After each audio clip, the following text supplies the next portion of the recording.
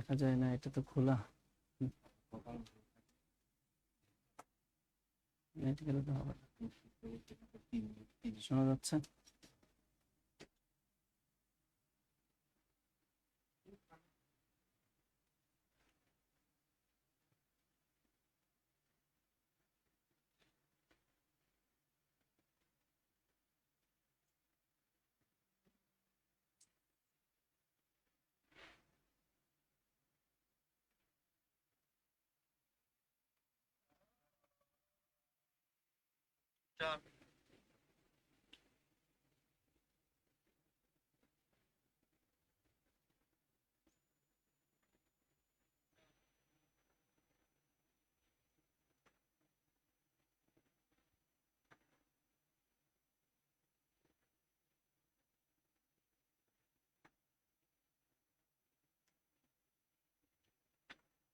আসসালামু আলাইকুম এভরিওয়ান, আমাকে কি শোনা যাচ্ছে কিনা একটু জানাবেন প্লিজ।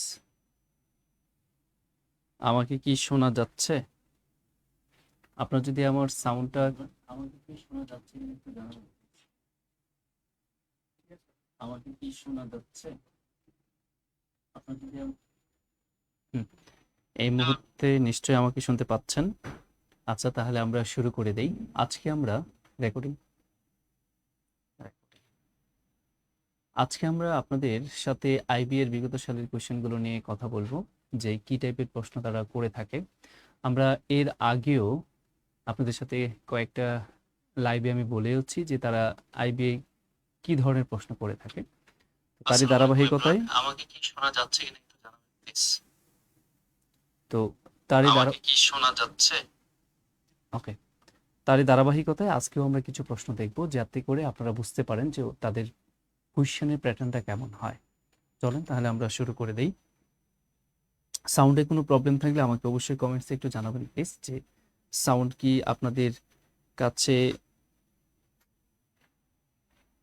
অন্য কোনো অস্বাভাবিক লাগছে কিনা, কোনো আউট নলেজ, এই দিক দিয়ে কোনো ধরনের আউট যেটা বলে নয়েজ আসছে কিনা, এগুলো একটু আমাকে জানাবেন প্লিজ। তাহলে আমরা সাউন্ড যদি ক্লিয়ার না হয় আপনাদের ক্লাস করতেও ভালো লাগবে না, বা রেকর্ডিং ক্লাসগুলো দেখতেও ভালো লাগবে না। আচ্ছা ঠিক আছে, তাহলে আমরা শুরু করে দিই। এখানে প্রথমে আমরা যেটা দেখতে পাচ্ছি যে if যদি 10 to the power 50 minus 74 is written as an integer in base 10 notation, মানে আপনি যদি এই যে একটা রাশি দেখতে পাচ্ছেন 10 to the power 50 minus 74, এটাকে যদি আমরা 10 নোটেশনে লিখি, তাহলে what is the sum of the digit in that integer, তাহলে ওইটাকে যদি আমরা 10 নোটেশনে লিখতে যাই, বা আমরা যদি এটাকে আমাদের যে বাস্তব জগতে আমরা যে ম্যাথমেটিক্স করি তার বেস হচ্ছে কত, আমরা ডেসিমাল ডিজিটে যদি এটাকে প্রকাশ করি, যেটাকে আমরা নর্মালি বাইনারি প্রসেস আছে, অক্টাল প্রসেস আছে, কিন্তু আমরা আসলে যে ম্যাথমেটিক্সগুলো করি সেগুলো হচ্ছে ডেসিমাল নোটেশন। তো সেই নোটেশনে যদি করি তাহলে যে অঙ্কগুলো পাবো সেই অঙ্কগুলোর যোগফল কত সেটা জানতে চাওয়া হয়েছে। তাহলে এটা খুবই ক্রিটিক্যাল একটা বিষয়, আমরা যদি আগে থেকে না জানি এটা আপনি কখনোই পারবেন না। এবং আইবিএ এই টাইপের কোয়েশ্চেনগুলো খুব পছন্দ করে, বিশেষ করে একটু আপার লেভেলের পরীক্ষাগুলোর ক্ষেত্রে। খেয়াল করে দেখেন, এইখানে তারা বলছে 10 to the power 50 minus 74। তো এটা ক্যালকুলেশন করলে যে সংখ্যাটা পাবেন, ওই সংখ্যার যে অঙ্কগুলো আছে সেই অঙ্কগুলোর যোগফল কত সেটা জানতে চাওয়া হয়েছে। আপনি দেখেন, এটা দেখে বোঝাই যাচ্ছে কতটা বড় সংখ্যা হবে। আপনি নর্মালিও যদি করতে যান অসম্ভব, অনেকেই বলবেন যে না দরকার নেই, কিন্তু আপনি যদি একটু বেসিকটা জানেন তাহলে দেখেন এটা খুব সহজেই কিন্তু করে ফেলা যায়। কেমন সেটা আসেন আমরা একটু বেসিকটা বলি। একটা বিষয় একটু মাথায় রাখবো, খেয়াল করে দেখেন তো, আমি যদি 10-এর উপরে পাওয়ার 1 দিই তাহলে আমার কত আসে? 10-এর উপরে পাওয়ার 1 দিয়ে আমার কত বিয়োগ করতে হবে, আবার তারা বলতেছে পাওয়ার 1 দিয়ে আবার 74 বিয়োগ করতে বলছে। যদি এইটা করি তাহলে এটার রেজাল্ট যেটা আসবে সেটা কিন্তু নেগেটিভ রেজাল্ট চলে আসবে। সুতরাং পাওয়ার 1 দিয়ে যে চিন্তাটা সেটা আমরা করতে পারবো না, কারণ 74 বিয়োগ করলে আমাদের রেজাল্টটা নেগেটিভ চলে আসবে। তাহলে আমরা পাওয়ার 2 থেকে শুরু করি। 10-এর উপরে যদি পাওয়ার 2 দেই, তার থেকে যদি আমি 74 বিয়োগ করি তাহলে ফলাফলটা কি আসে দেখেন, 100 থেকে যদি আমরা 74 বিয়োগ করি তাহলে আমরা যেটা পাই সেটা হচ্ছে আমাদের এইখানে কত 26। তার মানে এইখানে 10 এর উপরে পাওয়ার 2 দেওয়ার পর তার থেকে 74 বিয়োগ করলে আমরা পাচ্ছি হচ্ছে 26। তার মানে এইখানে দুই অঙ্কের সংখ্যা, যার একক স্থানীয় অঙ্কটা হচ্ছে ইউনিট ডিজিটটা হচ্ছে আমাদের এখানে 6 আর 10th ডিজিট যেটা সেটা হচ্ছে আমাদের এখানে 2। এইবার যখন আমি পাওয়ার আরেকটু করে বাড়াতে থাকবো তাহলে দেখেন পরিবর্তনটা কোথায় হয়। এখন থেকে আমরা জিনিসটা বুঝতে পারবো। পাওয়ার যখন কিউব দিলাম তার থেকে যখন 74 বিয়োগ করে দিলাম তখন এখানে দেখেন 1000 মাইনাস 74। তো এটা ক্যালকুলেশন করলে 6 2 এবং কি আসে 9। খেয়াল করে দেখেন যখন আমি পাওয়ার 3 দিলাম তখন কিন্তু একটা 9 আসছে, আর 26 লাস্টে যে 26 একক এবং দশক স্থানীয় অঙ্কে এইটা কনস্ট্যান্ট থাকবে সর্বদাই, এটা কিন্তু চেঞ্জ হবে না।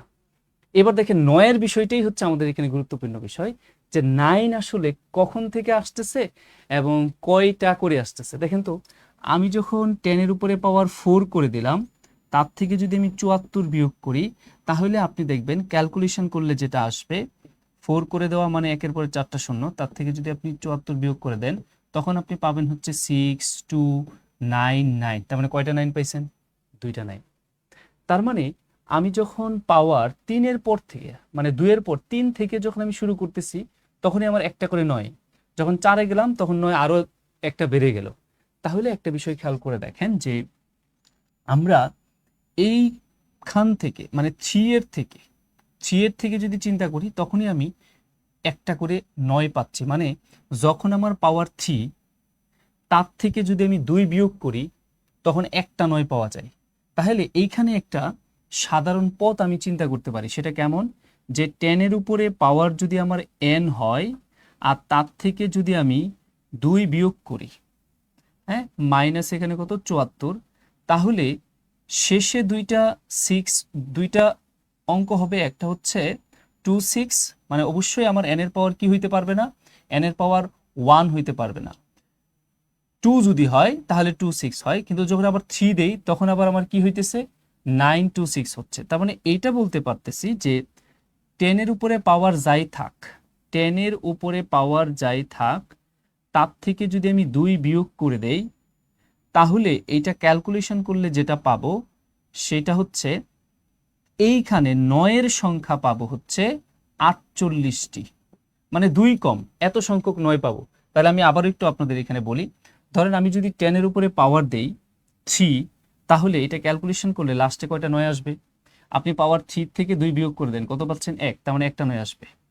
আমি যদি 10 এর উপরে পাওয়ার মানে মাইনাস 74 যদি রাখি, 10 এর উপরে পাওয়ার যদি এবার 4 দেই এবং মাইনাস 74 যদি করি তাহলে আমার 9 এর সংখ্যা কয়টা আসবে?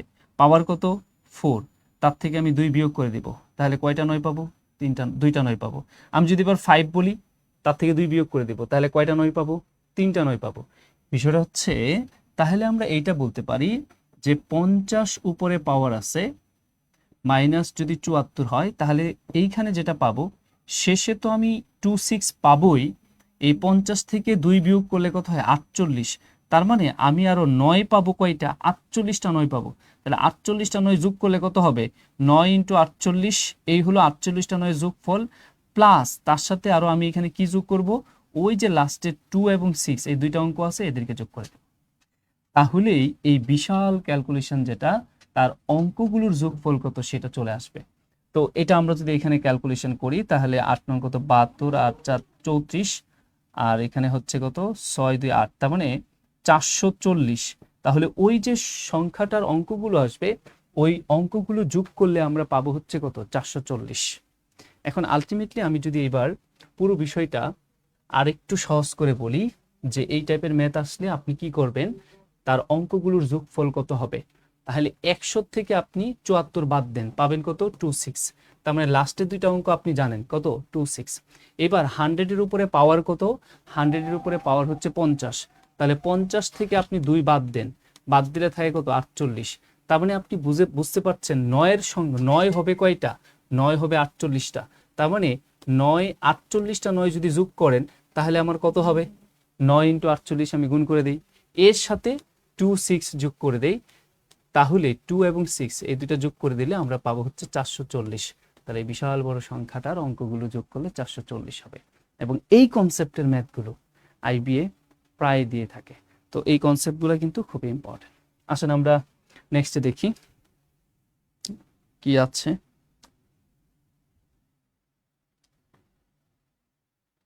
আচ্ছা, যদি সাউন্ড শুনতে প্রবলেম হয় আমাকে অবশ্যই কমেন্টসে জানাবেন।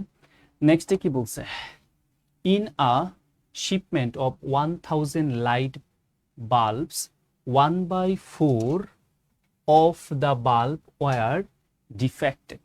তো তারা বলতেছে যে আপনার 100টা বাল্বের শিপমেন্টের 1000 বাল্বের শিপমেন্টের মধ্যে 1/40 বাল্ব হচ্ছে ডিফেক্টেড।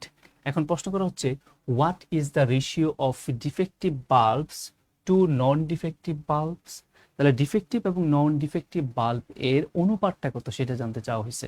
তাহলে দেখেন এটা খুব দ্রুত কিভাবে করবেন ভাই, আমাদের কাছে বলছে কি ডিফেক্টিভ বাল্ব হচ্ছে কত 1/4, তাহলে নন ডিফেক্টিভ কি হবে, নন ডিফেক্টিভ এটা হচ্ছে ডিফেক্টিভ বাল্ব, ঠিক আছে, এটা হচ্ছে ডিফেক্টিভ বাল্বের সংখ্যা। তাহলে নন ডিফেক্টিভ বাল্ব যেটা সেটা কি হবে, সেটা 1 মাইনাস 1/40, 1 মাইনাস 1/40। তো সেটা যদি আমরা ক্যালকুলেশন করি তাহলে এখানে 40 উপরে 40 মাইনাস 1, তার মানে আমি কি বলতে পারি 39/40।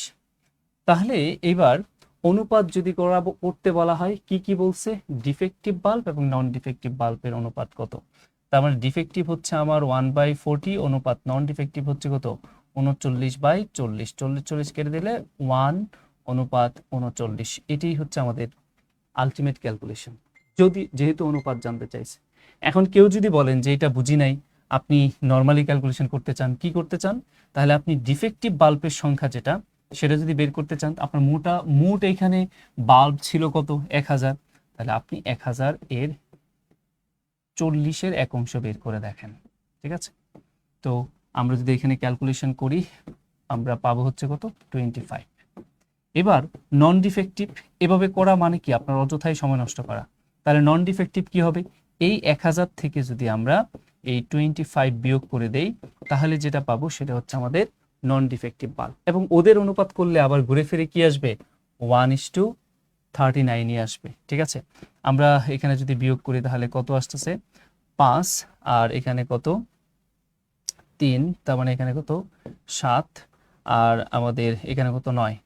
এখন আপনি যদি এদেরকে অনুপাত করেন তাহলে কি পাবেন, দেখেন একই জিনিস পাবেন 1:39 পাবেন। নন ডিফেক্টিভ কত 25টা পাইলেন 1000 এর মধ্যে, আর ডিফেক্টিভ নন ডিফেক্টিভ না, আমাদের প্রথমে কি বলছে ডিফেক্টিভ অনুপাতটা কি ডিফেক্টিভ নন ডিফেক্টিভ এটা বলছে না, what is the ratio defective, হ্যাঁ ডিফেক্টিভ এবং নন ডিফেক্টিভ। তো ডিফেক্টিভ আমি কয়টা পাইছি 25টা পাইছি, আর নন ডিফেক্টিভ কত 975টা। এখন এইটা যদি আপনি ক্যালকুলেশন করেন দেখবেন সেই আমরা যেটা করেছিলাম প্রথমে সেটাই কিন্তু বের হয়ে আসছে 39। তো অযথায় আমরা এত বড় ক্যালকুলেশন করতে যাব কেন। তো আইবি এর ম্যাথগুলো কিন্তু এইরকম কনসেপচুয়াল হয় যে আমরা প্রত্যেকটা ম্যাথে একটু আউট অফ দ্য বক্স চিন্তা করলে একটু দ্রুত করা যেতে পারে, ঠিক আছে। ওকে, আসেন আমরা পরে দেখি।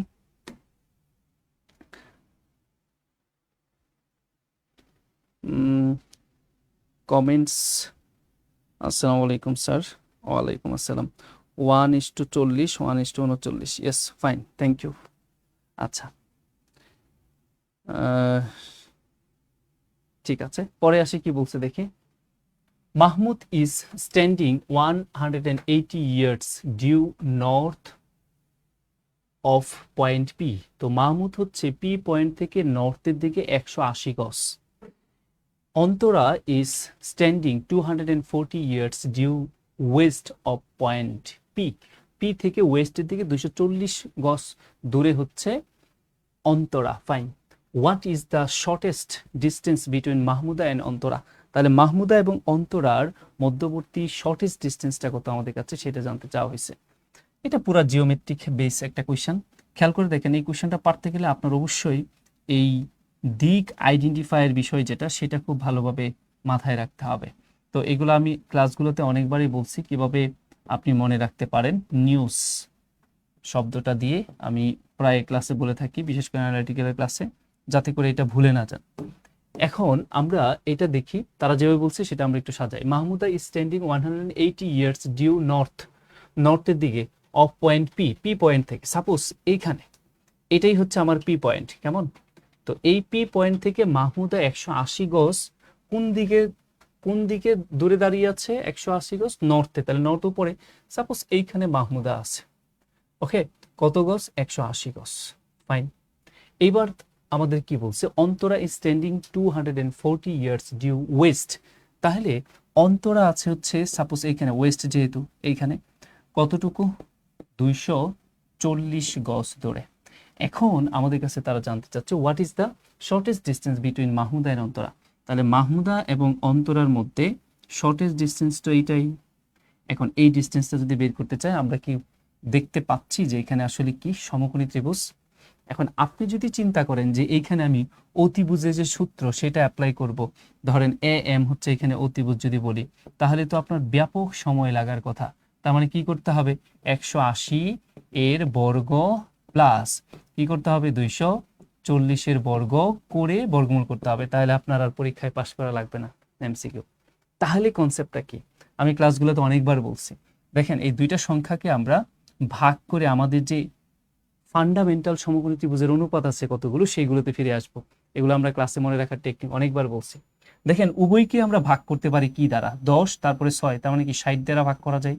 উভয়কে আমি 60 দ্বারা ভাগ করে দিই, তাহলে 0 0 কাটা গিয়ে 318, তার মানে এখানে থাকে হচ্ছে 3, এই বাহুটা তাহলে 3, আর এখানে থাকে হচ্ছে কত? 4, তার মানে এই বাহুটা 4। এবার আপনার মনে পড়ে কিনা যে 3 4 5 কি হয়? সমকোণী ত্রিভুজ হয়, তার মানে নিঃসন্দেহে এটা কত হবে? 5। এখন এটা অনুপাত 5, তাহলে রিয়েল বাহুটা কি হবে? 60 দিয়ে ভাগ করেছিলেন, তাহলে 60 দিয়ে গুণ করে দেন। ইয়েস, শেষ, 5 6 30, 300। আমাদের খুব দ্রুতই হয়ে গেল। তাহলে ক্যালকুলেশনটা এটা করলে আলটিমেটলি কি আসবে? 300 আসবে। এত সময় কিন্তু লাগার কথা না। এখন এই ম্যাথ তো ভাই আপনি মুখোমুখি করতে পারবেন। এইখানে যা আছে তা রেখে আমার এত কিছু সাজানোর দরকার নাই। এটা 180, এটা 260, তার মানে কি দিয়ে ভাগ যাচ্ছে? 240 কি দিয়ে ভাগ যাচ্ছে? 60 দিয়ে ভাগ যাচ্ছে, হয় কত? 3। 60 দিয়ে ভাগ করলে হয় কত? 4। তাহলে পরেরটা কি হবে? অফকোর্স আমার ওইটা হবে কি? 5। 60 দিয়ে ভাগ দিয়েছিলেন, ঠিক আছে, 60 দিয়ে আপনি ভাগ দিয়েছিলেন, তাহলে 60 দিয়ে 5 কে গুণ করে দেন, সেটাই রেজাল্ট আসবে। তাহলে 5 6 কত? 30, তার মানে 300 হচ্ছে সরাসরি দূরত্ব। মানে পুরো ম্যাথটা না করেও আমরা আনসার করে ফেলতে পারি। ওকে, আসলে আমরা আরো কিছু কোশ্চেন দেখি। If the price of an article is increase by 10%, যদি কোনো পণ্যের দাম 20% বেড়ে যায়, এন্ড এবং দেন ডিক্রিজ বাই 10%, এবং ঠিক তারপরে যদি 10% হ্রাস পায়, the net effect on the price of the item is, তাহলে ওই আইটেমের উপর আলটিমেটলি কি ধরনের ইফেক্ট পড়বে সেটা জানতে চাওয়া হয়েছে। তার মানে কি বুঝতে পারছেন? এই ম্যাথ নিয়ে আমি অনেক অনেক কথা বলি ক্লাসগুলোতে। এই টাইপের ম্যাথ, সাকসেসিভ রুলের ম্যাথ যেটাকে বলা হয়, পরপর ঘটনা, এবং এই টাইপের ম্যাথগুলো বারবার যে কোনো ফ্যাকাল্টি, যে কোনো চাকরি পরীক্ষা হোক, এসে থাকে। জাস্ট কনসেপ্টটা যদি বুঝেন খুব দ্রুত করা যায়, এগুলো অনেকভাবেই করা যায়। তবে আমি সবচেয়ে বেশি প্রিফার করি যে বেসিকটা বোঝার পর আপনি এই সূত্রটা অ্যাপ্লাই করতে পারেন। যদি বৃদ্ধি পায় তাহলে প্লাস, হ্রাস পাইলে মাইনাস, এই প্লাস আর এই মাইনাস গুণ করলে কি হবে? মাইনাস, এখানে মাইনাস সাইন দিব, এ আর বি গুণ করে দেবো। এটা বলতেছি তার পিছনে বেসিক আছে, বেসিকটা আমরা ক্লাসে ক্লিয়ার করে দেই, কিন্তু তারপরে বলি এটা অ্যাপ্লাই করতে। আবার বিষয়টা যদি এমন হয় যে এটা একটা কেস হইতে পারে, আরেকটা কেস কি হইতে পারে, আমার প্রথমে হ্রাস পাইছে, পরেও হ্রাস পাইছে, তারপরে মাইনাসে মাইনাসে গুণ করলে কি হবে? প্লাস, এ আর বি গুণ করে দেবো, নিচে 100, ঠিক আছে, এ আর বি গুণ করে দেব, নিচে 100। এটা একটা কেস। আরেকটা কেস কি হতে পারে, আমার প্রথমেও বৃদ্ধি পাইছে, পরেও বৃদ্ধি পাইছে, ওকে ফাইন, প্লাসে প্লাসে কি এখানে প্লাস, এ আর বি গুণ করে দেব, নিচে 100। ওকে, তো এগুলার বেসিক তো অবশ্যই আছে, এগুলো আমরা ক্লাসে শিখাই, তো না শিখায় বলি না যে এটা অ্যাপ্লাই করেন। তো এই টাইপের ম্যাথগুলো যেহেতু বারবারই আসে, আপনারা এই জিনিসটা অবশ্যই মাথায় রাখেন। তাহলে আসেন এখানে কোনটা ব্যবহার করব? প্রথমে 10% ইনক্রিজ, পরে 10% কি করছে? ডিক্রিজ। তার মানে আমরা 1 নম্বর সূত্রটা অ্যাপ্লাই করে দিতে পারি। তাহলে 10 মানে প্লাস, পরে -10, প্লাস মাইনাসে মাইনাস 10 × 10 ডিভাইডেড আমাদের কত? 100। এটা কেটে দেন, এই 0 0 0 কেটে দিলে -1। এই সূত্র ক্যালকুলেশন করে যদি নেগেটিভ রেজাল্ট আসে তাহলে ডিক্রিজ, আর যদি পজিটিভ রেজাল্ট আসে তাহলে ইনক্রিজ। এখন কেউ যদি বলেন এইসব করার দরকার কি? 100 টাকা ধরে নিলাম, 10% বাড়ছে, তার মানে তার 110%, তারপরে আবার 10% হ্রাস পেয়েছে, তার 90%। এইটা করে আপনার এখান থেকে 90 বের করে, তারপরে আরও এখান থেকে আমাদের 99 বের হবে, 99 বের করে তারপরে 100 থেকে 99 বিয়োগ করে তারপরে 1 নির্ধারণ করতে করতে তো ভাই আমার এখানে হয়ে যাচ্ছে, এবং আরও প্রসেস আছে। ওকে, তা আমরা ওইগুলোতে না যাই, যেভাবে করা যায়। এখানে এবার আসেন আপনাদের আরো একটা সুপার ওয়ে বলি, মনে রাখবেন যদি কখনো কমন পার্সেন্টেজ বাড়ে এবং কমে পরপর, কমন পার্সেন্টেজ বুঝতেই তো পারছেন মানে কি, প্রথমে 10% পরেও 10%, তার মানে কমন ফিগার, যদি এইরকম কমন ফিগার বাড়ে এবং কমে আলটিমেটলি রেজাল্ট সবসময় নেগেটিভ হবে। আর সেটা যদি 10 হয় তাহলে বুঝতে পারছি 10 কাটা গিয়ে কি হবে 1। সেটা যদি 20 হয়, একবার 20 বাড়ে আরেকবার 20 যদি আপনার কমে, সেই ক্ষেত্রেও আপনি মুখে মুখে বলতে পারবেন এই 2 আর 2 গুণ করলে যা যেটা আসবে সেটাই, মানে 4% হ্রাস। যদি 30% বাড়ে পরে আবার 30% কমে, তার মানে 3 আর 3 গুণ করলে কত 9, তার মানে 9% ডিক্রিজ। ভাই এরকম আরো সুন্দর সুন্দর গল্প আছে, এগুলা না হইলে অন্যগুলা হলে কি হবে, সবই কিন্তু আমরা আমাদের ক্লাসগুলোতে বেসিক যখন শিখাই, বেসিক শিখিয়ে আস্তে আস্তে তারপরে আমরা আলটিমেটলি বলি যে আপনি এটা অ্যাপ্লাই করতে পারবেন এখন, এবং সেটা মুখস্থ রাখার দরকার নেই, আপনার ভিতর থেকে আসবে। আসলে আমরা পরে দেখি কি আছে। 1% ডিক্রিজ বলেছেন okay Maksuda, okay thank you. Mister Saddam -1%, 300 years, okay. আসলে আমরা তাহলে পরে আসি, দেখি কি আছে। ইফ যদি n and p আর বোথ অড নাম্বার, এই নাম্বার সিস্টেম থেকে আইবিএ কোয়েশ্চেন দিবেন এটা হয় না, এই টাইপের একটা কোয়েশ্চেন পাবেন, ইনইকুয়ালিটি থেকে কোয়েশ্চেন পাবেন, হ্যাঁ এই জায়গাগুলো তো অবশ্যই আসবে। ইফ n and p আর বোথ অড নাম্বার, n এবং p উভয়ই হচ্ছে অড, দ্যাট মিন্স বিজোড় সংখ্যা, fine which of the following numbers must be an even, তাহলে কোন অপশনটি অবশ্যই মাস্ট বি ইভেন রিপ্রেজেন্ট করতেছে, মানে সে সবসময় ইভেন দিবে, আপনি যতই চেঞ্জ করেন সে অলওয়েজ কি দিবে, ইভেন দিবে। যদি আপনার n এবং p উভয়ই কি হয়, অড হয়। ভাই আপনি একটু প্র্যাকটিক্যালি চিন্তা করেন, মুখস্থ করার দরকার নাই, আপনি চিন্তা করেন তো, একটা বিজোড় সংখ্যা আমি 1 নিলাম, আরেকটা বিজোড় সংখ্যা আমার ইচ্ছা হলো আমি 3 নিলাম, তাহলে এই যে দুইটা বিজোড় সংখ্যা এদেরকে যদি আমি যোগ করি তাহলে আমার কি আসতেছে, 4 আসতেছে, তার মানে 4 একটা কি সংখ্যা, জোড় সংখ্যা। তাহলে আমরা একটা সিদ্ধান্ত নিতে পারি যে একটা অড সংখ্যার সাথে যদি আরেকটা অড সংখ্যা যোগ করা হয় তাহলে সেটা মাস্ট বি ইভেন হয়ে যায়, মাস্ট বি ইভেন হবে। এবার আপনি যদি এমনটা চিন্তা করেন যে একটা অড মানে 1 নিলেন, তার সাথে আপনি আরেকটা ধরেন এখানে ইভেন যোগ করলেন, ঠিক আছে, তাহলে কত আসতেছে, 3 আসতেছে। তাহলে দেখেন আপনি এটা বলতে পারেন যে একটা অটের সাথে আরেকটা ইভেন যদি যোগ করা হয় তাহলে সেটা আবার কি হয়ে যায়, অট হয়ে যায়। তো এইরকম করে করে ভাই আপনি নিজেই সূত্র তৈরি করতে পারেন, মুখস্থ করার দরকার নাই। আরো অনেক গল্প আছে, এদের সাথে যদি আমি +1 করে দিই অথবা -1 করে দেই, ঠিক আছে, তখন আবার এরা কি হয়ে যাবে, প্লাস অথবা -1 যাই করেন না কেন সেটা আবার কি হয়ে যাবে, অট হয়ে যাবে। তার মানে একটা কি বলা যেতে পারে, একটা অটের সাথে আরেকটা অট যোগ করলে ইভেন হয়, আর তার সাথে 1 ± করলে আবার সেটা অট হয়ে যায়। এরকম কত কত সূত্র নিজের মতো তৈরি করা যায়, আমরা কিন্তু ক্লাসে এইভাবে হাতে ধরে ধরেই শিখাই। এবার আসেন আপনি অপশনের দিকে তাকান, আপনি কিন্তু মূল গল্পটা জেনে গেছেন, এবার আমরা অপশনের দিকে তাকাই খুব দ্রুত কিভাবে আনসার করা যায়। দেখেন আপনি কিছুক্ষণ আগে দেখছেন যে একটা অটের সাথে আরেকটা অট যোগ করলে সেটা ইভেন হয়, ওকে। আপনি একটু অপশনের দিকে তাকান, আমরা এইখানে দেখতে পাচ্ছি n এবং p গুণ আকারে আছে। ভাই আপনি একটু খেয়াল করে দেখেন 1 এর সাথে 3 গুণ করলে, দুইটাই যেহেতু অট, গুণ করলে 3 হয়, তার মানে আমি এটা বলতে পারি ও মিন্স অট বোঝাচ্ছি, একটা অটের সাথে আরেকটা অট গুণ করলে সেটা অটই হয়, তার মানে এটা কোনোভাবে আনসার হওয়ার সুযোগ নেই। এবার আসেন 2 নম্বরে কি বলছে, n এবং p, যেহেতু আমাদের বলাই আছে n এবং p উভয় অড নাম্বার, তাহলে একটা অটের সাথে আরেকটা অট যদি আমরা কি করি, যোগ করি, তাহলে সেইটা মাস্ট বি কি হয়ে যায়, ইভেন হয়ে যায়। সাপোজ আমি একটা অট এখানে 1 ধরলাম, হ্যাঁ, আরেকটা অট আমার এখানে ইচ্ছা হলো আমি 7 ধরলাম, তাহলে 7 আর 8 যোগ করলে কত, 7 আর 1 যোগ করলে কত হয় 8, আর সেটা কি ইভেন না, ইয়েস, তার মানে এটা মাস্ট বি ইভেন। তাহলে এইখানে আনসারটা আমার অবশ্যই কি হচ্ছে, অপশন বি, আর বাকি কোনোটাই এইখানে মাস্ট বি ইভেন হবে না। তাহলে এই টাইপের প্রশ্ন বারবারই আসে। তো এইরকম কিছু কিছু প্রশ্ন দেখেন, আপনার 20টা ম্যাথ তো পারা লাগবে না বা পারাও সম্ভব না, তাহলে এই টাইপের যে ম্যাথগুলো আসবে এইগুলা কি আমরা মিস করব, এইগুলো যদি মিস করি তাহলে আপনি ভাই ওই পরীক্ষা ভালো করতে পারবেন না, ঠিক আছে, ওকে। আসেন আমরা পরে দেখি কি আছে। The sum of daily income of PQR is টাকা 90। PQR এই তিনজনের টাকার যোগফল যদি 90 টাকা হয়, তো এইবার বলতেছি ইফ কিউ আর্ন 10 টাকা মোর দেন পি, মানে পি যত টাকা আর্ন করে তার থেকে কিউ 10 টাকা বেশি আর্ন করে, এন্ড এবং R earn double of what Q earn, এবং আর যে টাকা আর্ন করে সেটা হচ্ছে কিউ যত আর্ন করে তার ডাবল হয়, ওকে ফাইন। দেন তাহলে what is the average of daily income of P and Q? তো আমাদের কাছে তারা এখানে পি এবং কিউ এর ডেইলি ইনকামটা কত সেটা আইডেন্টিফাই করতে, ডেইলি ইনকামের এভারেজটা কত, গড় কত সেটা আইডেন্টিফাই করতে বলছে। বা আপনি যদি পি এবং কিউ এই দুইজনের ইনকামের গড় আইডেন্টিফাই করতে চান তাহলে আপনাকে কি করতে হবে, রাশিগুলোর যোগফল, that means P plus Q divided রাশির সংখ্যা কয়টা, পি কিউ দুইটা, দুই দিয়ে ভাগ করতে হবে। তাহলেই তো তাদের কি বের হয়ে আসবে, এভারেজটা বের হয়ে আসবে, তাই না? তার মানে আমাদের যে করেই হোক যে ইনফরমেশনগুলো উপরে দেওয়া আছে সেই ইনফরমেশনগুলো ব্যবহার করে পি প্লাস কিউ এর ভ্যালু বের করতে হবে, তাহলে দুইটা ভাগ দিলে আনসার। এখন আসেন কি কি ইনফরমেশন আছে আমরা সেইগুলো যদি ব্যবহার করি তাহলে কি আসে এখানে খেয়াল করে দেখেন। তো আমাদের প্রথমেই তারা বলে দিচ্ছে, আমি একটু ডিটেলস বলি, পি কিউ আর দুই তিন জনের দৈনিক ইনকামের সাম যোগফল কত, 90।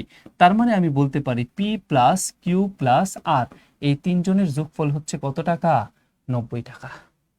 এবার আসেন, ইফ যদি কিউ আর্নস 10 টাকা মোর দেন পি, তার মানে আপনি যদি পির ইনকামটা জানেন তাহলে কিউর ইনকাম বের করতে পারবেন, কারণ কিউর ইনকাম ডিপেন্ড করতেছে কার উপর, পির উপর। পির যত তার সাথে 10 যোগ করলে কিউ এর পাওয়া যায়। আমি একটু ভেঙেই বলি, আমি ধরে নিই যে পি কত টাকা ইনকাম করে, লেট সাপোজ পিস ইনকাম আমরা এখানে বললাম এক্স টাকা, পি এক্স টাকা ইনকাম করে, কেমন? তাহলে পি যদি এক্স টাকা ইনকাম করে তাহলে কিউর ইনকামটা কত হওয়া উচিত, কিউর ইনকাম তার থেকে 10 টাকা বেশি হওয়া উচিত, ফাইন 10 টাকা। এবার তারা বলতেছে আবার যে R earn double of what Q earns, তার মানে আর এর ইনকাম যেটা হবে সেটা নাকি কিউ যত ইনকাম করে তার নাকি ডাবল হবে। তাহলে কিউ ইনকাম করে কত, এক্স প্লাস 10, তাহলে তার দ্বিগুণ করে দিলে কার ইনকাম পাওয়া যাবে, আর এর ইনকাম পাওয়া যাবে। দ্যাট মিনস আর এর ইনকাম হবে 2x প্লাস 20। এবার আসেন, আমি তো ভাই এক্স এর মানটা যদি পাই তাহলে পি এর ভ্যালুটাও পাবো, ইভেন কিউ এর ভ্যালুটাও পাবো, কখন, যখন এক্স এর মান পাবো। তাহলে তো আমার একটা সমীকরণ লাগবে। তো সমীকরণটা দেখেন অ্যাকর্ডিং টু দ্য প্রবলেম, এই যে অংশটা এটা মিলেই তো আমার সমীকরণ। তো পি এর ইনকাম, কিউ এর ইনকাম, আর এর ইনকাম যোগ করলেই তো আমার 90 টাকা হয়, তাই না? তাহলে পি এর ইনকাম কত, এক্স, কিউ এর ইনকাম কত, এক্স প্লাস 10, আর এর ইনকাম কত, 2x প্লাস 20, মিলে কত টাকা, 90 টাকা। এখান থেকে কার ভ্যালু চলে আসবে, এক্স এর ভ্যালু চলে আসবে। তো এখানে যদি আমরা ক্যালকুলেশন করি এক্স এক্স 4x এখানে, আর এখানে আমরা যদি ক্যালকুলেশন করি আমাদের এখানে কত 30, তার মানে এখানে হচ্ছে 60, তাই না? আমাদের 20 আর 10 কত, 30, 90 থেকে 30 বিয়োগ করলে কত হবে, 60, আর এক্স এর ভ্যালু 4×5। অতএব আমরা যদি 4 দিয়ে ক্যালকুলেশন কাটাকাটি করি তাহলে আমাদের কত আসে, 4×5 = 60। ওকে, এবার আসি, তাহলে আমরা এক্স এর ভ্যালু পাই গেলাম, দ্যাট মিনস কার ভ্যালু জানি, পি এর ভ্যালু জানি। তাহলে পি এর ভ্যালুটা কত, 15 টাকা। তাহলে কিউ এর ভ্যালু কত, তার থেকে 10 টাকা বেশি, তার মানে 15 প্লাস কত, 10, তার মানে আসে হচ্ছে কত, 25 টাকা। তাহলে পি প্লাস কিউ এর ভ্যালু এবার বের করে ফেলি, পি প্লাস কিউ এর ভ্যালু, তাহলে পি হলো আমার 15 টাকা আর কিউ হলো হচ্ছে 25 টাকা, তার মানে ডিভাইডেড কত, 2। তো এটা ক্যালকুলেশন করলে হয় 5, আর আমার এখানে কত 40, তাই না, ডিভাইডেড কত, তাহলে তো 20, তার মানে তাদের গড় কত আসে, 20 টাকা। আশা করি ক্লিয়ার, 0 2 40 20, ইয়েস। আমি একটু ভেঙে ভেঙে বললাম, ওকে। আচ্ছা আসেন আমরা তাহলে নেক্সটে আসি।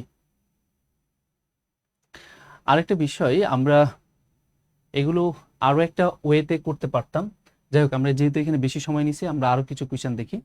এখানে বলছে ইফ যদি 10 men can do 2 job in 4 days, ভাই আইবিএ এই কনসেপ্টটা দেয় না, এটা খুবই রেয়ার কেস। টাইম এন্ড ওয়ার্কের এই কনসেপ্ট আমি আবারও গ্যারান্টি দিয়ে বলে দিলাম, আপনি অবশ্যই 17 তারিখের পরীক্ষায় বাংলাদেশ ব্যাংক এডির এই কনসেপ্টের কোয়েশ্চেন পাবেন। কি বলছে, 10 জন ব্যক্তি ক্যান ডু 2 জব, দুইটা কাজ করতে পারে ইন 4 days, 4 দিনে।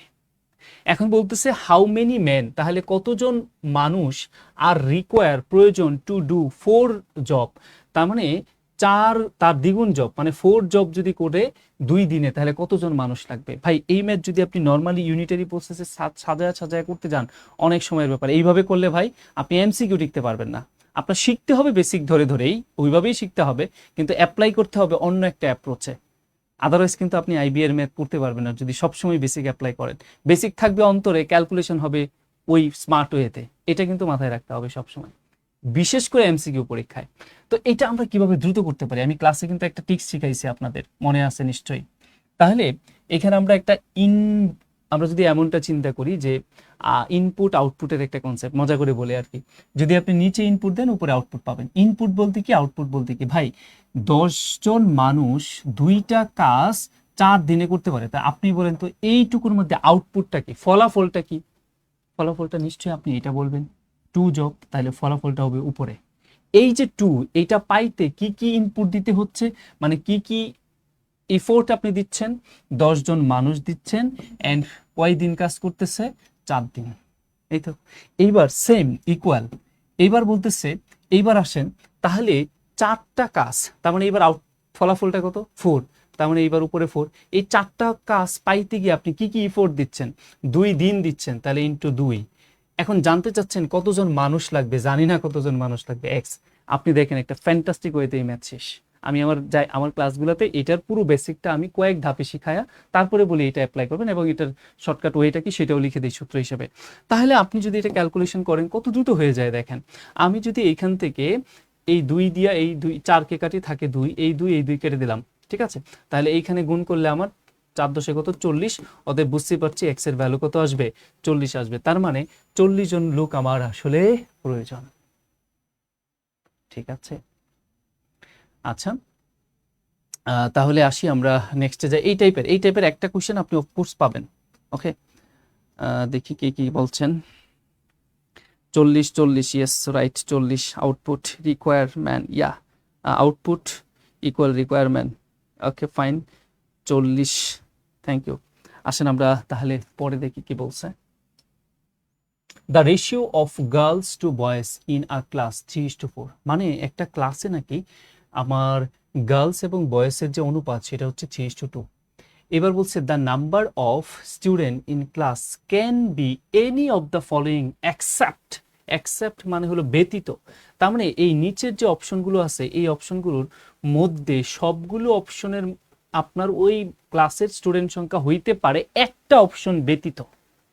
তার মানে কি বলছে বুঝতেই পারছেন, যে আমার একটা ক্লাসে গার্লস এবং বয়েসের অনুপাত যদি 3:4 হয়, তাহলে একটা ক্লাসে নিচের যে অপশনগুলো আছে এই অপশনগুলো সবগুলো অপশনেই ওই ক্লাসের শিক্ষার্থীর সংখ্যা হতে পারে এক্সেপ্ট ব্যতীত একটা অপশন। সে অপশনটা কোনটা সেটা খুঁজে বের করতে বলছে। ভাই এই কনসেপ্টটা আইবিএ বারবারই পরীক্ষায় দেখা যায়, যে কোনো পরীক্ষা আপনি দেখবেন ওদের নেওয়া এই কনসেপ্টটা, রেশিও থেকে এই কনসেপ্টটা বারবারই দিয়ে থাকে। কেন? কারণ এই ম্যাথ পারতে গেলে আপনার রেশিওর মূল কনসেপ্ট যেটা সেটা খুব ভালোভাবে জানতে হবে। মূল কনসেপ্ট কি ভাই?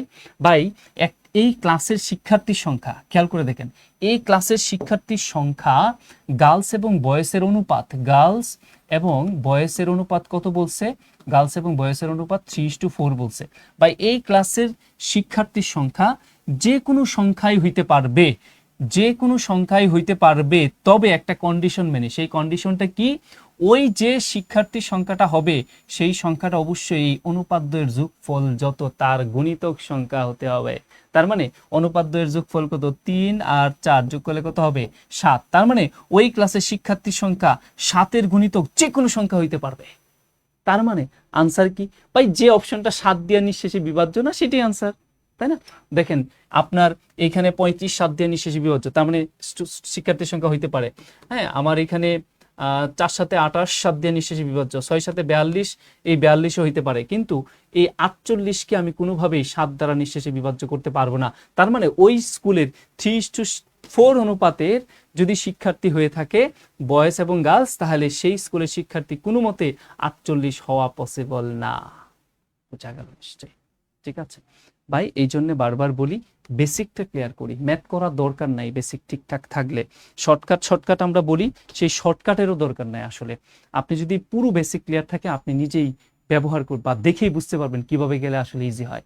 যেমন আইবি আরেকটা কাজ করে, আমি বারবারই বলে থাকি, আপনারা নিশ্চয়ই শুনবেন ক্লাস যদি করে থাকেন, যে তাদের কোশ্চেনে দেখবেন কিছু কোশ্চেন পাবেন সরাসরি চলকের ভ্যালু থাকে না, মানে চলক দিয়েই ম্যাথ দিয়ে দেয়। আর এই ম্যাথগুলো দেখতে কিন্তু অনেকের খুব উইয়ার্ড লাগে, ক্যালকুলেশন করতে খুব ভয় পায় যে কি হবে না হবে। এই যে দেখেন এটাও দিয়েছে এই কোনো একটা পরীক্ষায়, খুব সিম্পল কোয়েশ্চেন। তারা বলছে if the price of x Apple is Z, তার মানে এক্স অ্যাপলের প্রাইস যদি জেড টাকা হয়, দেন তাহলে what is the price of Z Apple. তার মানে দেখেন এটা দেখে কিন্তু পরীক্ষায় খুব উইয়ার্ড সিচুয়েশন তৈরি হবে অনেকের ক্ষেত্রে। তবে যাদের বেসিক ভালো তারা এই ম্যাথ দেখে মুস্কি হাসবে, ও আচ্ছা এই কথা। তার মানে কি, তারা বলতেছে যে এক্স সংখ্যক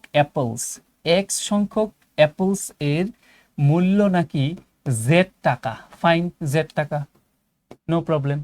তাহলে এইবার বলতেছে যে what is the price of Z Apple, তাহলে জেড সংখ্যক অ্যাপলের প্রাইস কত হবে?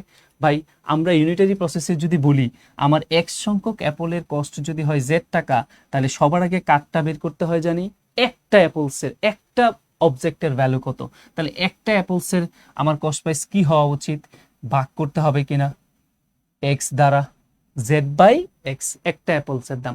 এবার আসেন কয়টা অ্যাপলস, জেডটা অ্যাপলস, তাহলে জেডটা অ্যাপলস হলে কি বেশি হবে, গুণ করতে হবে, তার মানে Z divided x into Z.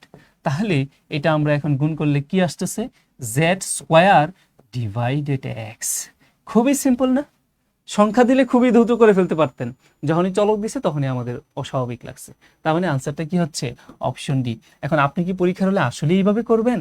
না, তাহলে আপনি অনেক পিছায় আছেন এখনো, আইবি এর পরীক্ষার জন্য আপনি এখনো রেডি না। আপনি আসলে পরীক্ষার হলে ক্যালকুলেশনটা করবেন কিভাবে, ও আচ্ছা এক্স সংখ্যক অ্যাপলের দাম হচ্ছে জেড টাকা, তার মানে Z by X into Z, yes এইটুকুই পরীক্ষার হলে ক্যালকুলেশন, Z square divided X, yes এটি আনসার।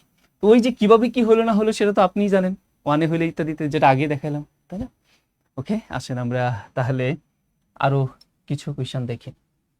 অ্যালজেব্রা থেকে আইবিআই কিন্তু এই টাইপের কোয়েশ্চেনগুলো খুব পছন্দ করে। কি বলছে দেখেন, ইফ যদি 5x প্লাস 13 ইকুয়াল 31 হয়, what is the value of square root of 5x plus 31। এইরকম সিম্পল কোয়েশ্চেন কিন্তু মিস করা কোনোভাবেই যাবে না। ওকে, তো এটা আমাদের 5x প্লাস 13 এটা সমান যদি 31 হয়, তাহলে আমাদের 5x এর ভ্যালুটা আসলে এখানে কত হয়, বিয়োগ করলে কত, 18 হয়, তাই না? 11 8, হ্যাঁ 18। তাহলে এবার আসেন আমাদের কাছে জানতে চেয়েছে কি square root of 5x plus কত 31, এটার ভ্যালুটা কত জানতে চাইছে। ভাই আপনি কি খেয়াল করছেন যে এখানে 5x এর একটা ভ্যালু আছে কত, 18, তাহলে 5x এর রিপ্লেসমেন্টে আমরা কত বসিয়ে দিই, 18, আর এখানে 31 যোগ করলে আমাদের এখানে কত আসতেছে, 1 7 8 9, তার মানে এখানে 9, আর এখানে আমাদের হচ্ছে কত 7, কই চলে গেল। তো আমরা যেটা বলছিলাম এখানে হয় হচ্ছে 49, এখন ক্যালকুলেশন করলে কত আসে, 7, তার মানে আনসারটা হচ্ছে কত, 7। তো এই টাইপের কোশ্চেনগুলো আমরা কোনোভাবেই মিস করব না, ঠিক আছে? আসেন আমরা পরে দেখি কি আছে, আরো একটা question. Hasan Gates to work in 20 minutes. তো এখানে বলছে Hasan Gates to work in 20 minutes. Hasan যদি একটা কাজ করে তাহলে তার 20 মিনিট লাগে, ওয়েন যখন হি ট্রাভেলস বাই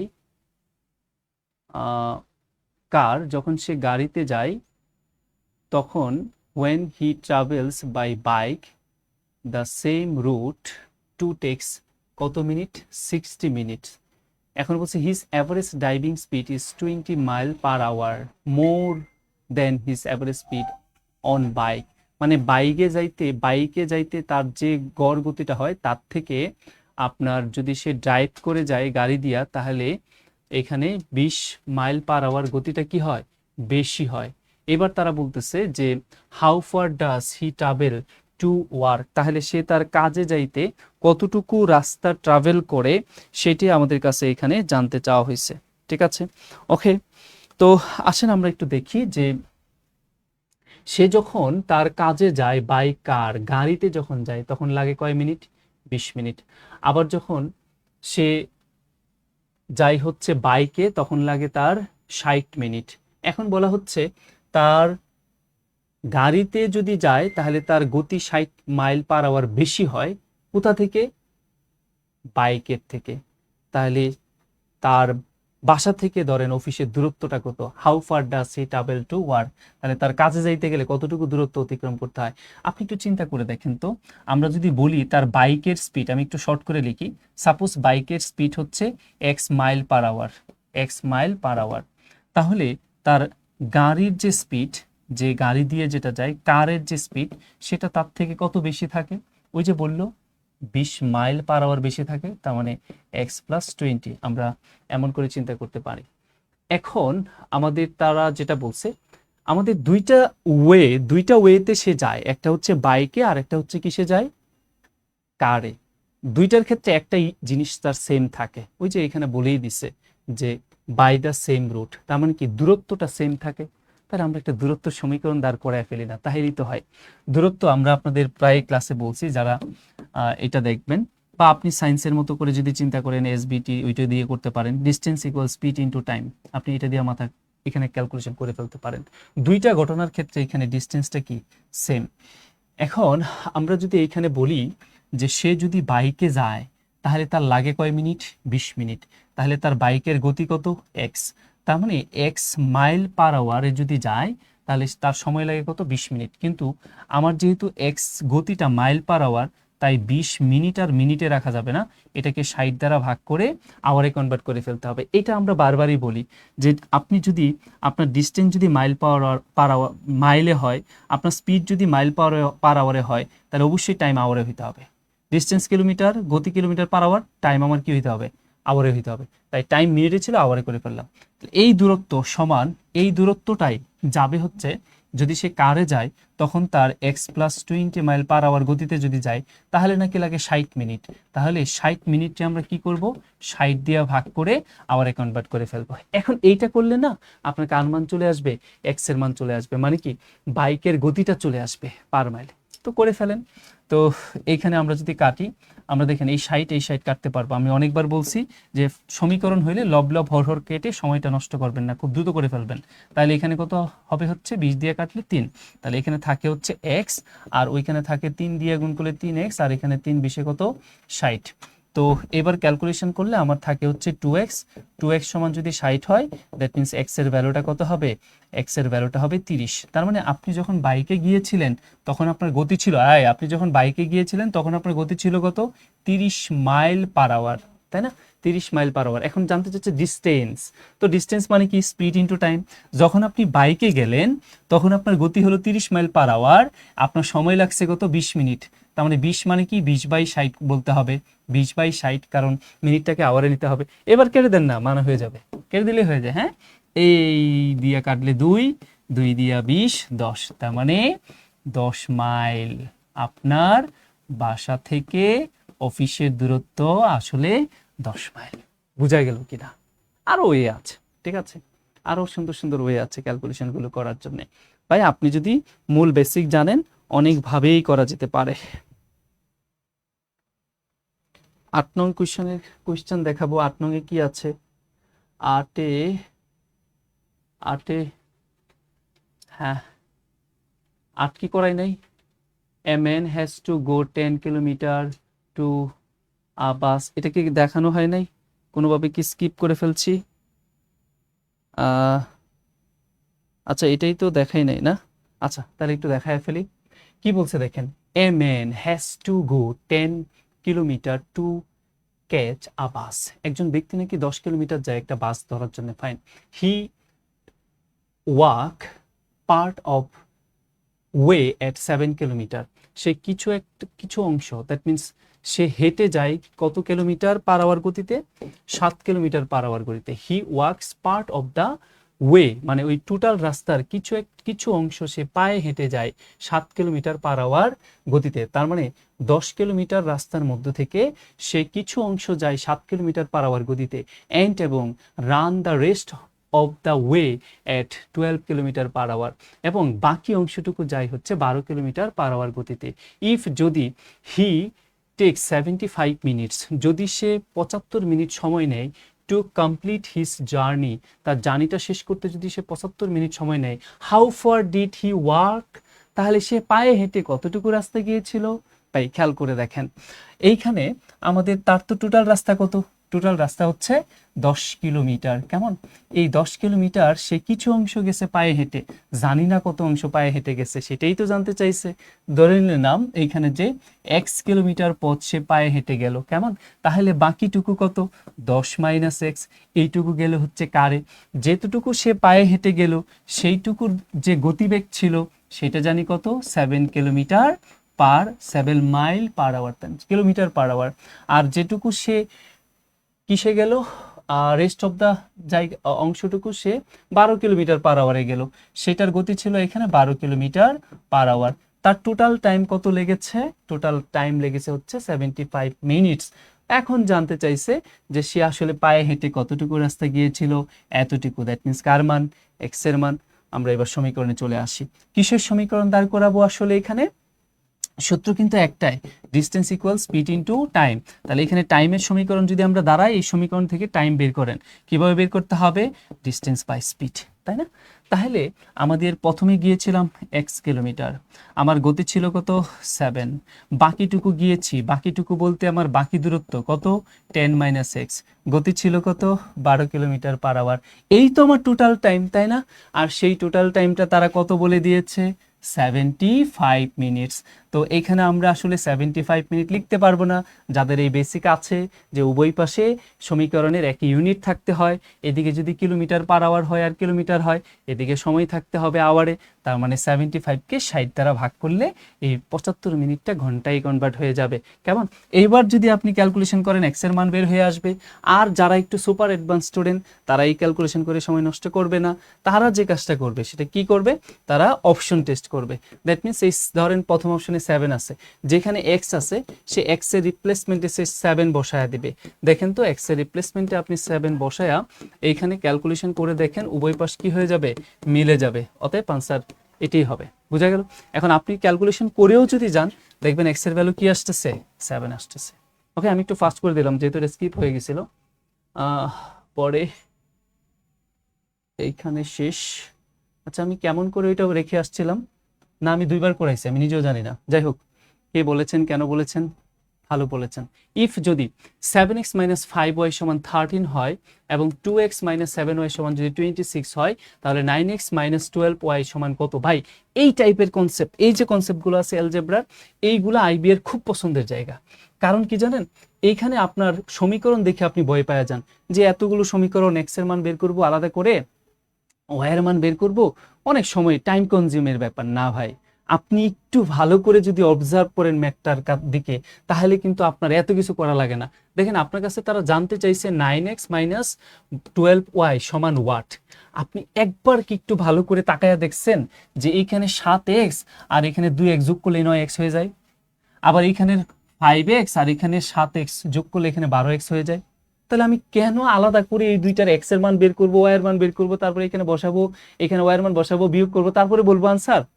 তাহলে আপনি ভুল কনসেপ্টে, মানে কনসেপ্ট ঠিক আছে, আপনি একদম পিওর বেসিক কনসেপ্টে আছেন, কিন্তু এমসিকিউ করার জন্য যা দরকার সেটাতে এখন আপনি পৌঁছাতে পারেন নাই। আমাদের ক্লাসগুলোতে আমি প্রত্যেকটা কনসেপ্ট হাতে একদম বেসিক থেকে শুরু করে আস্তে আস্তে আস্তে আপনাকে একটা শর্ট ফর্মে নিয়ে যাই। প্রথমেই বলি না যে শর্টকাটে করেন। শর্টকাটকে আমি নিজেও কখনোই এই জায়গায় আপনাদেরকে বলি না বা আপনাদের উৎসাহিত করি না শর্টকাট করেন, কিন্তু শর্টকাট ছাড়া আপনি উপায়ও বাঁচতেও পারবেন না। আপনি কোনোভাবে এই টাইপের জায়গাগুলোতে এত কঠিন কঠিন ম্যাথ দিবে যে সকল ফ্যাকাল্টি, হ্যাঁ, তাদের ম্যাথগুলো আপনি একটু বাইপাস ওয়েতে করবেন না, একটু আউট অফ দ্য বক্সে করতে পারবেন না এমসিকিউ, তাহলে আপনি টাইম বাঁচাতে পারবেন না। তাহলে এখানে কি হয় ভাই? জাস্ট যোগ করে দিলেই তো হয়। তো যোগ করে দিলে আমি এই দুইটা জাস্ট 13, আর এখানে কত 26 যোগ করলে যেটা সেটাই আনসার। আমার এত কিছু করারই দরকার নাই। তাহলে 26 আর 13 যোগ করে দেন, তাহলেই তো হয়ে যাচ্ছে এখানে 9 আর 3 39, শেষ ম্যাথ। হ্যাঁ, এই তো।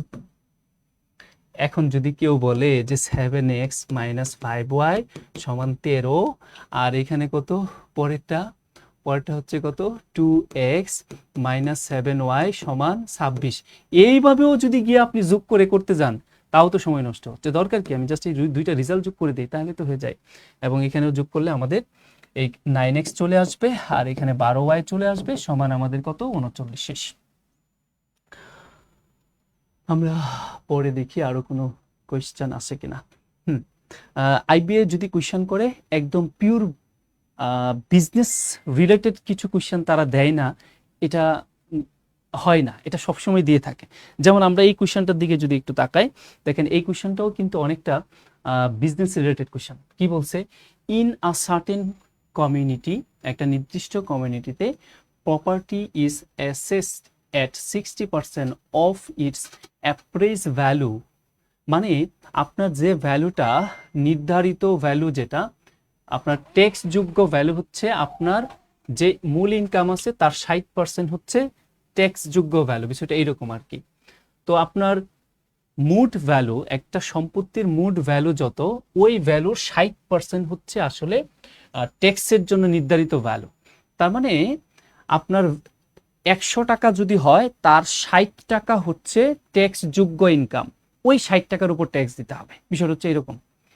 এখন তারপরে কি বলতেছে যে এন্ড এবং tax at the rate of 4.00 per 100 of assessed value, মানে নির্ধারিত ভ্যালু যেটা, যেটার উপর ট্যাক্স দিবেন সেই ভ্যালুর উপর নাকি 4% হারে ট্যাক্স দিতে হবে। ভাই দেখেন, এমনিতেই কোয়েশ্চেনের ওয়ার্ডগুলো অনেকের কাছে অপরিচিত, তার মধ্যে 4%কে লিখছে কিভাবে দেখেন, বললেই তো হইতো 4%, তাহা না বইলা এটাকে একটু বড় কইরা আপনাকে কনফিউজ করছে পরীক্ষার হলে।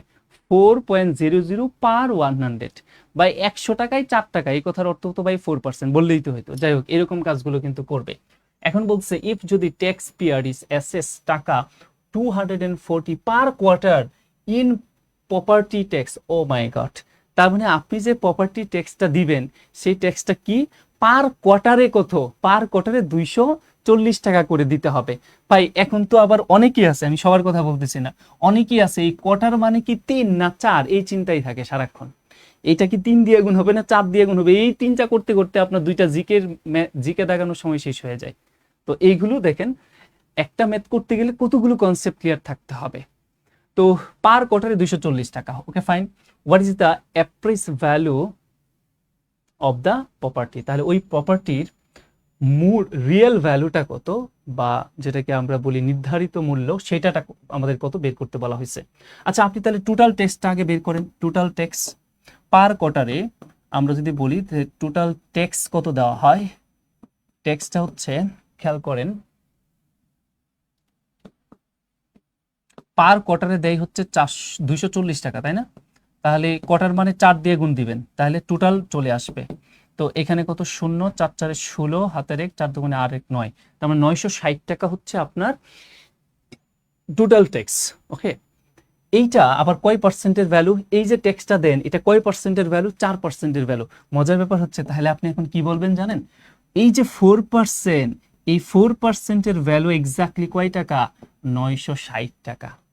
তাহলে 100%-এর ভ্যালু কত যেটা আসবে, সেটা হচ্ছে আপনার টোটাল টাকার ট্যাক্স। এই 960 টাকা যেটা, এটা জাস্ট 4%-এর মানে ট্যাক্সের পার্সেন্টেজ, যেটা তার ভ্যালু ওই টোটাল টাকা। তাহলে এইবার যদি আমি 100%-এর কথা বলি, এভাবে কি আপনি 100% এভাবে বের করবেন, এটা এক লাইনেই করে ফেলা যায়, 460 ডিভাইডেড কত 4 ইন্টু 100। তো এটা যদি এখন আমরা ক্যালকুলেশন করি, তাহলে আমাদের এখানে কত আসে, আমরা এখানে পাই হচ্ছে কত, 4 দুগুণে 8 আর 4 4 16, তার মানে 24,000 টাকা ছিল আসলে আপনার টোটাল ট্যাক্স। এবার আসেন, আপনি 24,000 টাকা যদি ট্যাক্স দেন, তাহলে আপনার রিয়েল মূল্য ভ্যালুটা কত, তাহলে ট্যাক্স দিচ্ছেন কত পার্সেন্টের ভ্যালু হচ্ছে ট্যাক্সযোগ্য ভ্যালু, 60%। তার মানে এই 60%-এর ভ্যালু, এই 60%-এর ভ্যালুই আসলে কত, 60%-এর ভ্যালুই হচ্ছে 24,000 টাকা। তাহলে 100%-এর ভ্যালু যেটা, সেটি হচ্ছে আপনার অ্যাসেসড ভ্যালু, কি বলছিল আমাদের কাছে, অ্যাপ্রেজড ভ্যালু যেটা, সেটা। তাহলে 1%-এর ভ্যালু কত, 100%-এর ভ্যালু কত, তাহলে 100%-এর ভ্যালু আমাদের কি হবে, 24,000 ডিভাইডেড কত 60 ইন্টু হবে কত 100। ওকে, তাহলে আমরা বলতে পারি, এই শূন্য কেটে দেন, আর 4 6 কত 24, তার মানে 4, তাহলে আসবে হচ্ছে কত টাকা, 40,000 টাকা। তাহলে আমাদের অ্যাপ্রেসড ভ্যালু যেটা, সেটা হবে হচ্ছে 40,000 টাকা। এখন দেখেন, এত করে যারা পুরো বিষয়টা জানে, গল্পটা জানে, বিশেষ করে বিজনেস ব্যাকগ্রাউন্ডের স্টুডেন্ট যারা, তারা এত কিছুই করবে না, তারা আরো দ্রুত এই ম্যাথ করবে। সেটা কি করবে, এইখানে 240, এটাকে সে 4 দিয়ে গুণ করবে, এটা যেটা বের হইলো এটা 4%-এর ভ্যালু, তাই আবার 4 দিয়ে ভাগ করবে। এটা যেটা বের হইলো সেটা 60%-এর ভ্যালু, তাই আবার 60 দিয়ে ভাগ করবে। এটা যেটা বের হলো 1%-এর ভ্যালু, তাই আবার 100 দ্বারা গুণ করবে। ইয়েস, শেষ, এক লাইনেই আমার ক্যালকুলেশন শেষ। 4 4 0 0 4 6 24। তাহলে এবার ক্যালকুলেশন করলে আমাদের টোটাল ভ্যালু যেটা আমরা মনে হয় 100%-এর ভ্যালু বের করি না, আরেকটা 100 দ্বারা গুণ হবে, ঠিক আছে। তাহলে এখানে কত হবে, 4 0 একটা, আর এখানে একটা দুইটা, আর এখানে আরো দুইটা, তার মানে কত, 40,000। ঠিক আছে, বিষয়টা যদি আমি আরো একবার বলি, খেয়াল করেন, দেখেন প্রতি কোয়ার্টারে দেয় হতো কত টাকা, 240 টাকা। তাহলে 4 দিয়ে গুণ করলে টোটাল পাবো। এই টোটাল যেটা, এটা কয় পার্সেন্টের ভ্যালু, 4%-এর ভ্যালু। এইবার 100 দ্বারা গুণ করব, তাহলে 100%-এর ভ্যালু পাবো। যেটা পাবো সেটা আবার 60%-এর ভ্যালু, তাহলে 60 দিয়ে গুণ দিব, তারপরে আবার 100 দিয়ে গুণ দিলে টোটাল ভ্যালুটা চলে আসবে। তার মানে এই 4, এই 4, এই 0, এই 0, এই 4, এই 6, এইখান দিয়ে কাটলে কত, 4। তার মানে আমি কত পাচ্ছি, 40,000 টাকা। তাহলে এইগুলো আগের থেকে যদি প্র্যাকটিস না থাকে বা টেক্সট রিলেটেড কোয়েশ্চেন সম্পর্কে যদি আইডিয়া না থাকে, তাহলে আসলেই বেশ কষ্ট হবে। আসেন আমরা আরেকটা কোয়েশ্চেন দেখি। A circle has circumference of C inches. তারা বলতেছে একটা বৃত্ত, ওই বৃত্তের সার্কামফারেন্স হচ্ছে সি ইঞ্চিস, এন্ড এবং an area of K square inches, এবং ওই বৃত্তের এরিয়া হচ্ছে কে ইঞ্চিস। এবার বলতেছে ইফ যদি সি সমান 3K হয়, what is the radius of the circle in inches. তাহলে ওই সার্কেলের রেডিয়াসটা কত, খেয়াল করে দেখেন। আমরা এই একটা সার্কেলের কথা চিন্তা করি, কেমন, তারা বলতেছে এই সার্কেলের সার্কামফারেন্স হচ্ছে কত, সি ইঞ্চিস, আর আমরা জানি সার্কামফারেন্সের সূত্র কি, 2π আর, আর এটার ভ্যালু তাহলে আমি কত বলবো, সি বলবো, ঠিক আছে। এবার আমরা পরে দেখি আবার কি বলতেছে। এখানে তারা বলতেছে এরিয়া যেটা হবে সেটা নাকি হবে কে, কত, এরিয়া হবে হচ্ছে কে স্কোয়ার ইঞ্চিস। তাহলে আমরা জানি বৃত্তের এরিয়া মানে হচ্ছে পাই আর স্কোয়ার, আর এই পাই আর স্কোয়ারের ভ্যালুই কত, কে। এখন আমাদের কাছে তারা যেটা জানতে চাচ্ছে, ইফ যদি সি সমান 3K হয়, তার মানে সি এর ভ্যালুটা 3K, তাহলে what is the radius of the circle. এই হচ্ছে আইবি এর ম্যাথের স্ট্রাকচার। বারবার বলি না যে ওরা খুব বেশি পছন্দ করে কি, এক্সাক্ট ভ্যালু না দিয়া ফিগার, ওই মানে ওই চলকের ভ্যালু না দিয়া চলক দিয়া মান দেওয়া, তেমনটাই করছে। তো এটা এখন যদি আমি করতে চাই, আর এর মান বের করতে চাই, তাহলে এইখানে আমি একটু কাজ করে নিই। কি কাজ করব, সি এর মানটা বসাই। তাহলে আমি বলতে পারি 2π আর, এটা সমান সি ছিল না, তাহলে সি এর রিপ্লেসমেন্টে তারা বলে দিচ্ছে কত, 3K হবে। তাহলে সি না বলে আমি 3K বসাই। এইবার আসেন, ধরেন আমি এটাকে সমীকরণ 1 দিলাম, এটাকে সমীকরণ 2 দিলাম, আর এর মান বের করতে চাই। তাহলে 2 নং সমীকরণটা বড়, কেন বড়, কারণ চলকের পাওয়ার বড়, আর এর পাওয়ার বড় 2, তাই 2কে আমি 1 দিয়া ভাগ দিয়ে দিই এইবার, ঠিক আছে। তাহলে কি থাকতেছে, আমি একটু ভেঙেই লিখি আপনাদের বোঝার সুবিধার্থে। এইটা পাই আর স্কোয়ার ডিভাইডেড 2π আর ইকুয়াল আমাদের এইখানে কে, আর এখানে কত, 3K, কেমন। এবার আপনি কাটাকাটি করেন, তাহলেই তো হয় পাই পাই, কে কে, আর স্কোয়ার দিয়ে আর কে কাটলে আর, তাহলে আমাদের আর থাকছে কি, r/2 1/3। তার মানে আমরা যদি ক্যালকুলেশন করি তাহলে 3r সমান 2, অতএব r এর ভ্যালু হচ্ছে 2/3। ইয়েস, তার মানে আমাদের আনসার হচ্ছে কি 2/3। আমি যেটা বলছিলাম বারবার, ওদের কোয়েশ্চেনের স্ট্রাকচারটা এইরকম। এবার দেখেন কি বলছে, যে Afzal drop from Dhaka to Comilla in 2 hours. তার মানে আফজাল ঢাকা থেকে কুমিল্লায় যায়, লাগে তার 2 ঘন্টা। ডিউ টু হেভি ট্রাফিক, প্রচুর রাস্তায় ট্রাফিক থাকার কারণে, গাড়ি থাকার কারণে, his return trip to Dhaka require 1 hour more. তার মানে ফিরে আসার সময় তার যাওয়ার সময় যত সময় লাগছিল তার থেকে আরো 1 ঘন্টা সময় বেশি লাগে, দ্যাট মিনস 3 ঘন্টা সময় লাগে। ইফ যদি the total distance for the round trip was 240 Miles, মানে সে ঢাকা থেকে কুমিল্লা গেল এবং কুমিল্লা থেকে ঢাকা ফিরে আসলো, যাওয়া এবং ফিরে আসা, তার মোট দূরত্ব যদি 240 হয়, তার মানে আমরা বলতে পারি এটা হলো রাউন্ড ট্রিপ 240।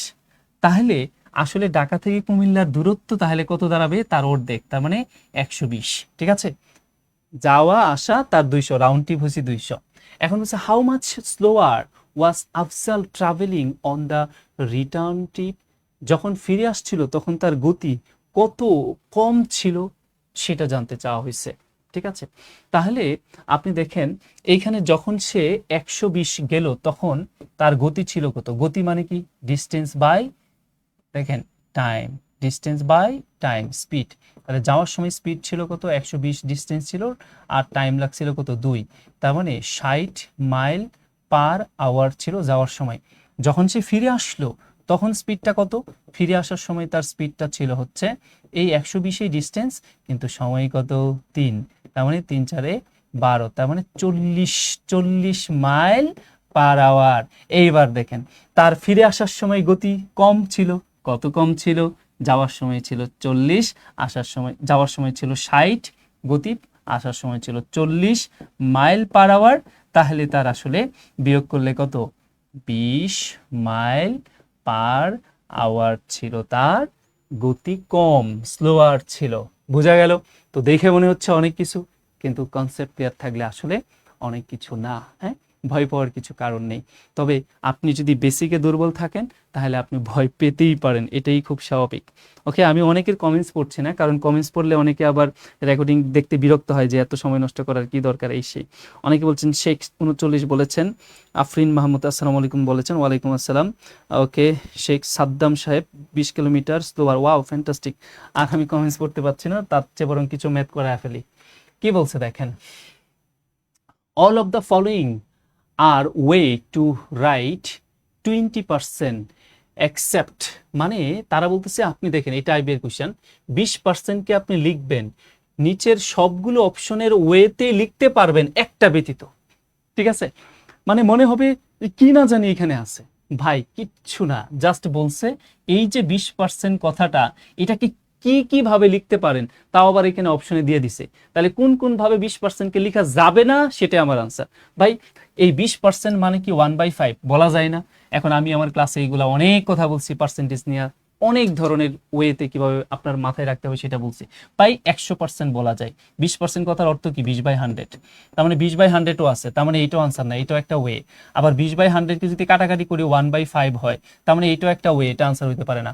আবার 20/100কে যদি আমরা দশমিকে নিয়ে বলি তাহলে হয় 0.2, এইটাও আনসার হওয়ার কোনো সুযোগ নেই।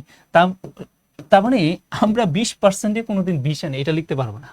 ঠিক আছে, এটা কখনোই লেখা যাবে না। সুতরাং আনসার কি? অপশন ডি, শেষ। ওকে, আসেন আমরা পরে আরো আছে কিনা। ওয়ান এক্সেস, আচ্ছা, ইফ যদি one number exceed another number by 13, মানে একটা সংখ্যা আরেকটা সংখ্যার মধ্যে পার্থক্য যদি 13 হয়, এন্ড এবং the larger number 1.5 Times the smaller number থেকে যদি লার্জার নাম্বার 1.5 গুণ বড় হয়, দেন তাহলে দ্য স্মলার নাম্বার ইজ, একদম নর্মাল অ্যালজেব্রিক ইকুয়েশন থেকে। তো আমরা যদি বলি, এখানে ধরে নেন যে আমাদের স্মলার নাম্বার যেটা সেটা ধরে নিলাম এক্স, তাহলে আমাদের এখানে লার্জার যে নাম্বারটা আছে, লার্জার সেটা আমাদের কত হবে?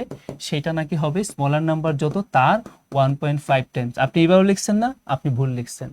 এত সময় আপনার কই দশমিকের ক্যালকুলেশন করার? আমরা আমাদের ক্লাসগুলোতে এই জিনিসগুলো বারবার সতর্ক করি, যেহেতু পরীক্ষার হলে ক্যালকুলেটর নাই, ভাই আপনি কোনো কিছু দশমিকে রাখেন না, তাহলে ক্যালকুলেশন জটিল হবে। আপনি যদি এইটা বুঝেন 1.5 মানে কি 3/2, ইয়েস এটা লিখেন, আপনার সময় কম লাগবে। দেখেন না কেমন লাগে, দশমিকের ক্যালকুলেশনের চাইতে এইরকম ফ্র্যাকশনের ক্যালকুলেশন আরো সহজ। তাই এইভাবে চিন্তা করেন। তার মানে আমার লার্জার নাম্বার যেটা হইতেছে সেটাকে আমরা আসলে আলটিমেটলি কি বলতে পারি? 3x/2। এবার আসেন, তারা বলছে দুইটা সংখ্যার পার্থক্য কত? 13। তাহলে অ্যাকর্ডিং টু দ্য প্রবলেম আমার সমীকরণ কি? বড় সংখ্যা কি? 3x/2, ছোট সংখ্যা কি? x, এই দুইয়ের পার্থক্য কত? 13। ফাইন, শেষ। এবার আমরা ক্যালকুলেশন করলে 2 লসাগু নেই, তাহলে এখানে হয় 3x মাইনাস এখানে 2x, এখানে কত? 13। দেখেন কত দ্রুত ম্যাথ হয়ে যাচ্ছে। যদি দশমিকে ধরতেন তাহলে কেমন ক্যালকুলেশনটা হইতো? এখানে আমি এই লাইনটাও দরকার কি ছিল? আমি তো সরাসরি এটাই লিখতে পারতাম, তাই না? আর যারা আরো ক্যালকুলেশনে ফাস্ট তারা তো ভাই এই লাইন থেকে বলে ফেলবে, ও আচ্ছা এখানে x, তার মানে সরাসরি বলবে 13 দুগুণে 26 আনসার। ঠিক আছে, এই জায়গায় আপনাকে পৌঁছাইতেই হবে। হ্যাঁ, যে এইখানে ইকুয়েশনটা দাঁড় করিয়ে সাথে সাথেই বলে দিতে পারছে 13 দুগুণে 26, তার মানে আনসার হবে কত? 26। ছোট সংখ্যাটা হবে 26। কেমন? স্টাফ অ্যাডভাইজিং সার্কুলার ইনটু এনভেলপস, আচ্ছা ওকে ফাইন, আজকে এই পর্যন্তই থাক। আমরা এটা আপনাদের জন্য হোমওয়ার্ক রেখে দিলাম, এটাও একটা টাইম এন্ড ওয়ার্কের ম্যাথ, আমরা এর আগেও করছি। এখানে কি বলছে, ah Hassett can stuff advertising circular into envelopes that rate 45 envelopes per minute। প্রতি মিনিটে নাকি এখানে হাসেত কি করতে পারে, 45টা ইনভেলপ সে আপনার এখানে রেডি করতে পারে, এমনটাই বলছে। হ্যাঁ, এখন Rena requires a minute and half to stuff the same number of envelopes. আবার রেনা যে আছে সে এই একই সংখ্যক ইনভেলপ যদি করে তাহলে তার 1.5 ঘন্টা লাগে, মানে কত, 1.5 ঘন্টা মানে 1.5। তাহলে আমি রেনার ক্ষেত্রে যেটা বলতে পারি, এটা এইচ এর ক্ষেত্রে রেট, আর তাহলে রেনার যে রেটটা সেটা কি হইতে পারে, রিনার রেটটা এইটা হইতে পারে, নট না, রিনার রেট হইতে হচ্ছে 1/2। 1/2 মানে কি, 1/2 কি এইটার মানে কি এইটা কিনা, যে আমরা এখানে যদি বলি 1.5, এটাই তো 1/2, তা না বলে এইটা বলি যে আমরা বলতে পারি 3/2 আওয়ারে সে যেটা করতে পারে 45টা করতে পারে। তাহলে 1 মিনিট বলছে না আওয়ার বলছে, 45 envelope at into minute per minute, তাহলে মিনিট আওয়ার না, তার মানে 1 মিনিটে এতটা করে, তাহলে 1.5 মিনিটে এতটা করে, তাহলে 1 মিনিটে কতটা করবে, রিনা 1 মিনিটে কতটা করবে, নিশ্চয়ই আমাদের 45 ভাগ 3/2, এটা গুণ করে উল্টে দিব, তার মানে এটাকে আমি লিখতে পারি এখানে 345 ইন্টু 3/2 কে 2/3 লিখতে পারি, তার মানে এখানে কত আসে 15, আর 15 দিনে কত 30। ওকে, তাহলে এইখানে পার মিনিটে রেট হচ্ছে 45টি, আর এইখানে পার মিনিটে রিনার রেট হচ্ছে 30টি। এখন তারা আমাদের কাছে কি বলতেছে, বলতেছে যে ওয়ার্কিং টুগেদার, দুইজন যদি একসাথে কাজ করে, how many will it take to Rashed, আচ্ছা ওটা কি রাশেদ হবে, এই জন্য তো আমার হাসেদ করতে কেমন কেমন লাগতেছিল, ঠিক আছে, টাইপিং মিস্টেক। তাহলে Rashed and Rina to stuff 300 envelopes, তাহলে রাশেদ এবং রিনা দুইজন মিলে যদি কাজ করে তাহলে 300 ইনভেলপ করতে তার কত মিনিট লাগবে সেটা জানতে চাওয়া হয়েছে। পাই 300 ডিভাইডেড দুইজনের রেটের যোগফল 45 প্লাস 30, ঠিক আছে, এবার করে দেখেন আপনার আনসার চলে আসবে। ওকে, ঠিক আছে, তাহলে আজকে এই পর্যন্তই। যদি আপনাদের সাথে কালকে সুযোগ সময় হয় আমি প্রয়োজনে আরও একটা ক্লাস নিয়ে আপনাদের এই জিনিসগুলো সম্পর্কে আরও আইডিয়া দিব, যাতে খুব দ্রুত কিভাবে করা যায়। তো নেক্সট টাইমে ইনশাল্লাহ আপনাদের সাথে এডিট পরে আরও বিভিন্ন ব্যাচে দেখা হবে, বা অ্যানালিটিক্যালের আরও নতুন কোর্স আমরা শুরু করব ঠিক এডিট ঠিক পরেই, এবং বেসিক ম্যাথ কোর্সও শুরু করব। সেই জায়গাগুলোতে যদি এনরোল হন, আশা করছি ম্যাথমেটিক্স একদম পিওর বেসিক থেকে আস্তে আস্তে শর্টকাট ওয়েতে কীভাবে করতে হয় সেগুলো শিখতে পারবেন। সবাই ভালো থাকবেন, আল্লাহ হাফিজ, আসসালামু আলাইকুম।